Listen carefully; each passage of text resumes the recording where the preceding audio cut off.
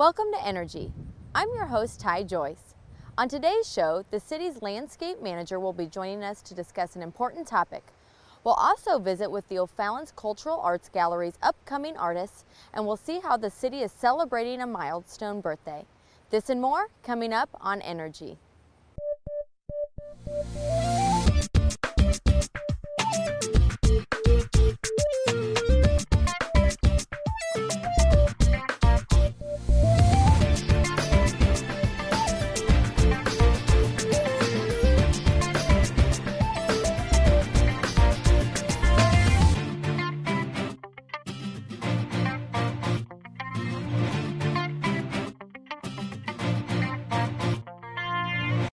Welcome back to Energy. First up on today's show is this month's featured employee, Roy Hayes, from the Parks and Recreation Department.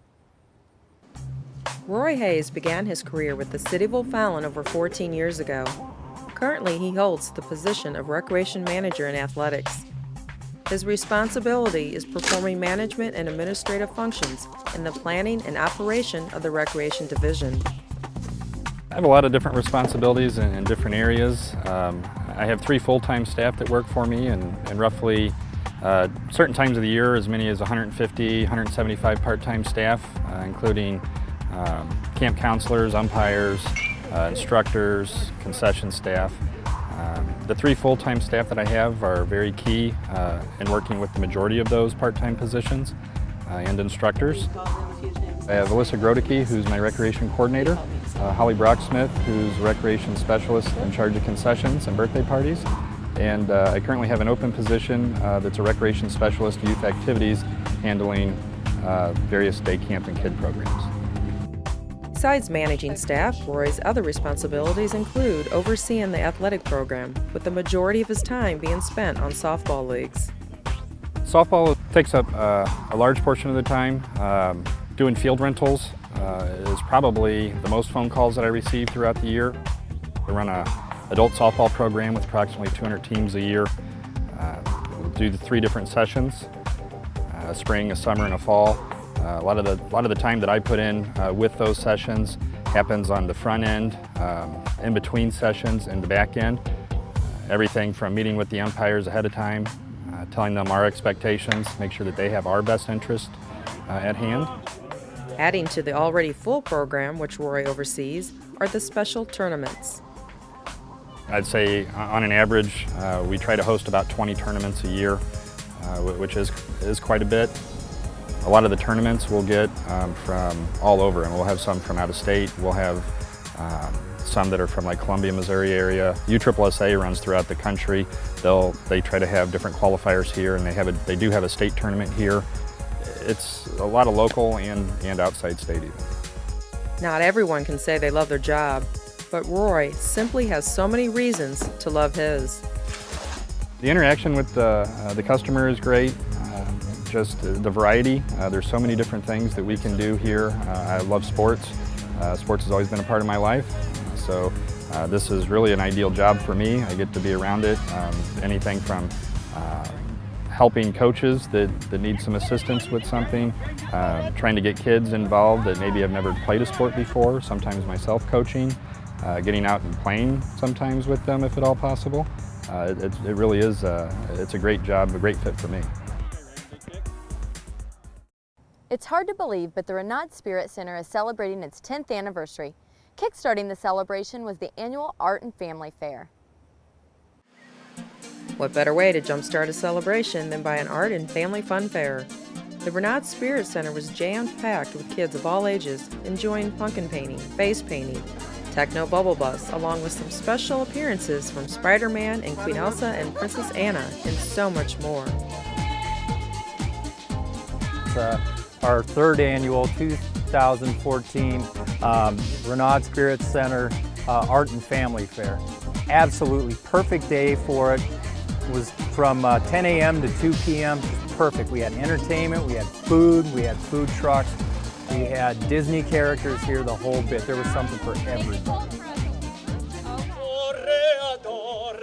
I love the music aspect of it.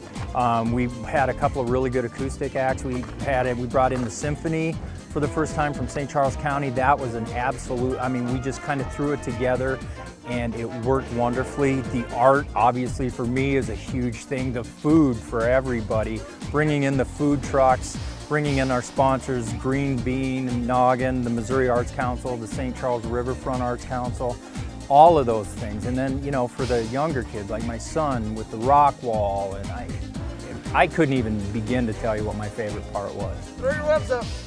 Shoot Daddy with your webs. We had our picture taken with Spider-Man, Anna and Elsa. We've had snow cones and face painting. We wanted to do the pumpkins, but that's a pretty popular event, and then we're gonna come up later on and take advantage of the pre-open stuff that they have in there.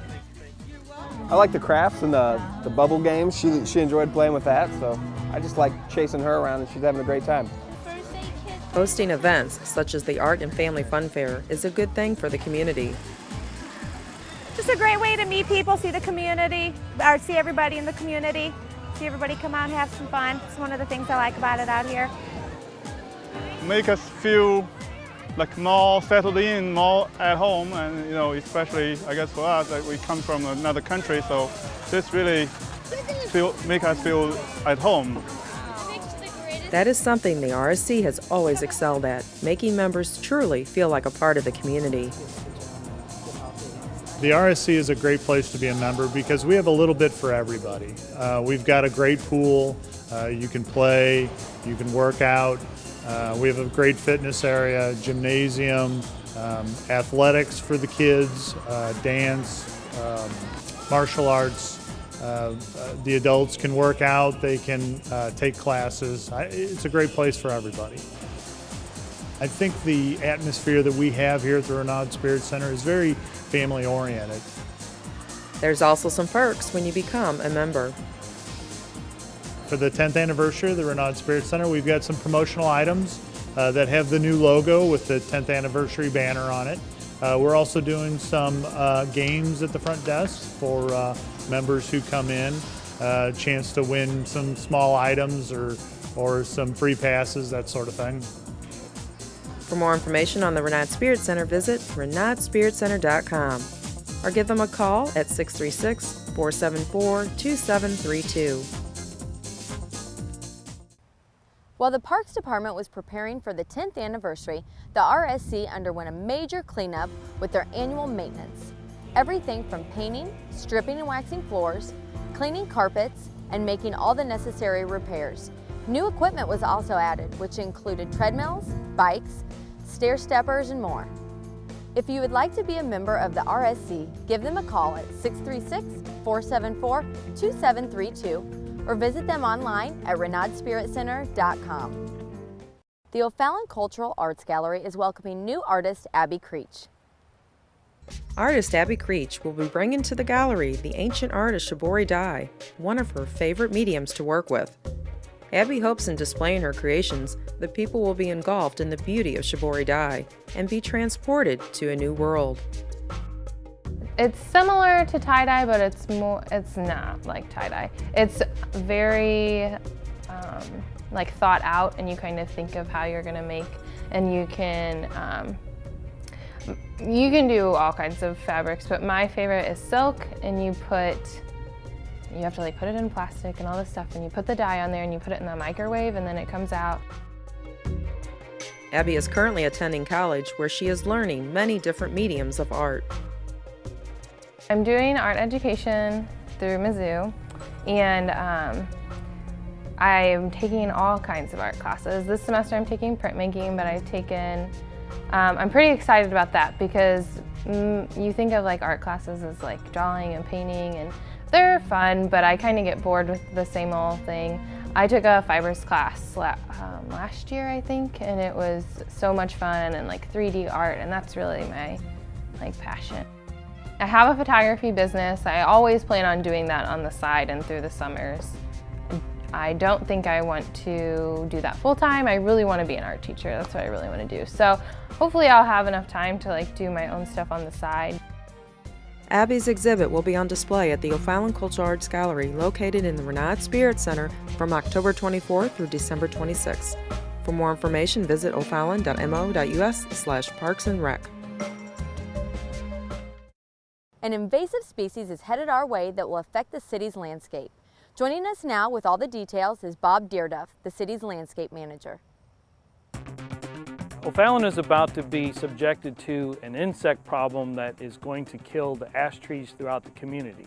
And this insect is called an emerald ash borer. It's a small beetle that lands on the tree, lays its eggs, and the larva feeds under the bark, and eventually the ash tree is going to die.